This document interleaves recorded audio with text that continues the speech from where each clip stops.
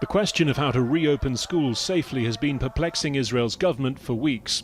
But in ultra-Orthodox towns and neighbourhoods, it's been much simpler. They've just reopened in violation of the law.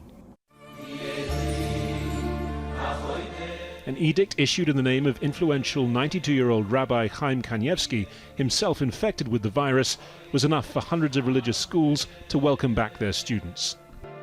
I call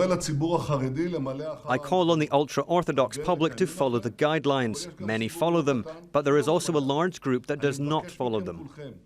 Israel's Prime Minister is in a bind. Ultra-Orthodox political parties make up a vital part of his governing coalition, but the community's repeated flouting of restrictions, shared widely on social media, has seen Netanyahu criticized for being too lenient.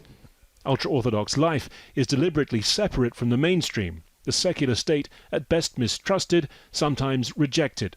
Communal prayer and religious education are critical. And so, when political protests were allowed at a time when the government was saying synagogues should be closed, many ultra-Orthodox voices complained of double standards, as well as conflicting coronavirus policy and a breakdown in trust. This was manifested by selective law enforcement.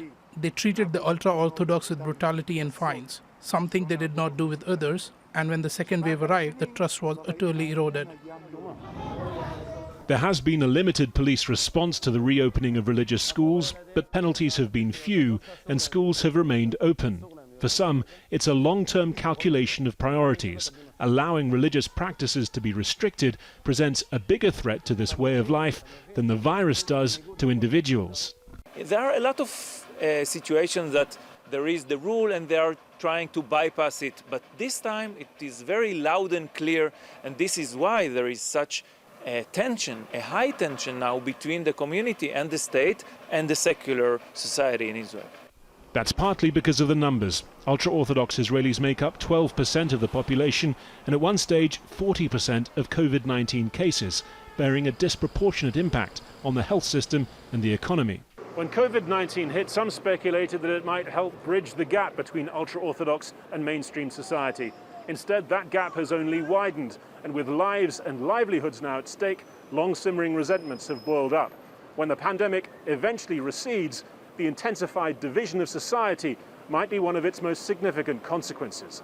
Harry Fawcett, Al Jazeera, West Jerusalem.